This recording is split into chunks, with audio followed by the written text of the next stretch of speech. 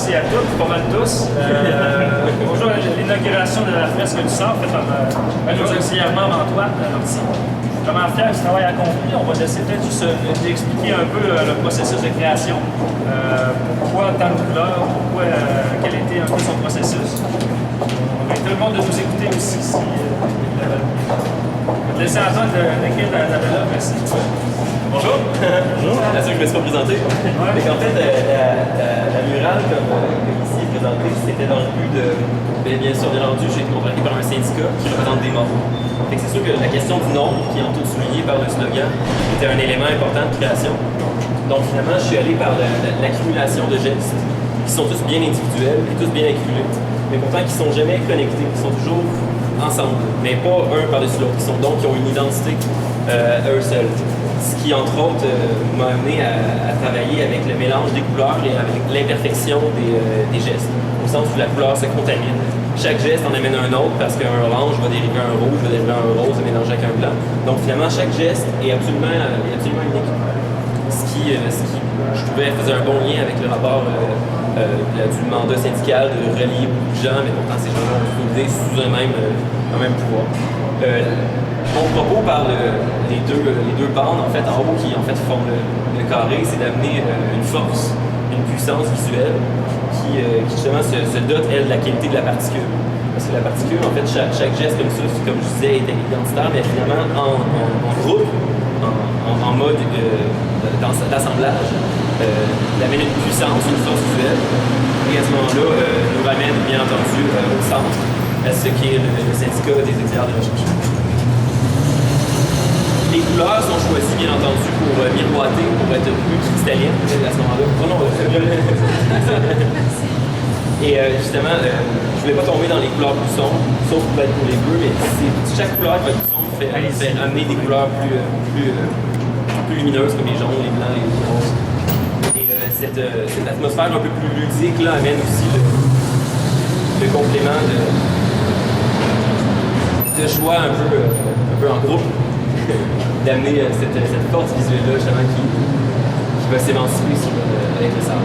Donc c'est les principaux axes de création qui vont amener à représenter le syndicat, puis aussi à bien, parce que c'est une création murale, donc finalement le système qui amène à cette création-là doit représenter ce qui est contenu dans le message. Donc le syndicat et toutes ses parties, parce que le syndicat n'est rien sans bien entendu. Je trouve que tu as très bien reflété un peu l'esprit qu'on voulait y mettre, encore avec de meilleure habilité manuelle que moi j'aurais pu faire. On est bien content, toi, Nancy, un peu. On va donner un peu de temps pour le travail qui est fait. Puis, on fait cette œuvre maintenant. On a la vidéo sur notre site web. Puis, en fait, on va participer à la postérité qui sort parce que cette œuvre-là va nous dépasser dans le temps. Merci encore, Antoine. Merci.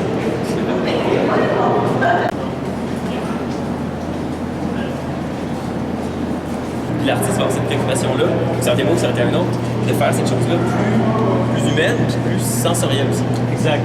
Mais c'est surtout, moi je tenais à ce qu'on on demande à un artiste d'avoir ce point de vue-là pour qu'on ait cette expression-là qu'à la base on n'avait pas, parce que nous on avait un concept, oui, mais c'est un concept à toute fin pratique sans état d'âme. C'était clair, oui, mais ça nous prenait quelqu'un pour mettre en image nos mots. Quand on parle de représenter un groupe, c'est très bien fait. Un syndicat, c'est la somme de ses membres, de chacun des membres est unique en soi. Représenter un concept comme ça prend quelqu'un qui a un pouvoir de conceptualisation artistique qui n'est pas donné à tout le monde.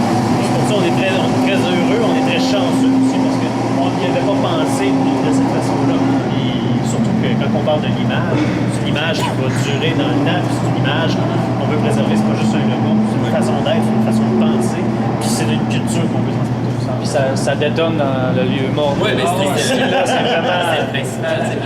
c'est ma Parce que modestement, je pense que vous avez la plus belle bannière de tout le ouais, je pense sous-sol. Exact. C'est peut-être une dizaine d'années, une vingtaine d'années, tu sais, des murales qu'on voit. Oui, le 91, j'ai vu tantôt. Mais je l'avais fait dans le souci justement d'empêcher toute forme de graffiti, parce qu'en fait, en regardant les murales qui ont été le plus dessinés, c'est sûr qu'ils ont des surfaces planes. Là, tu n'as pas envie d'écrire ton nom parce que tu seras pas capable de devenir. Tu veux faire un graffiti, tu veux que ça se voit, tu vas pas faire comme ça. Robert.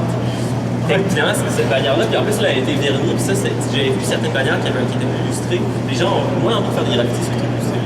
On peut J'aurais peut-être moins l'air d'une feuille de papier. Fait que, moi, non, je pense que vous l'avez pour une bonne, deux bonnes décennies. Ouais. Ah, toi, voyons. sérieusement, ça Ça m'a fait vraiment plaisir. bien. Merci.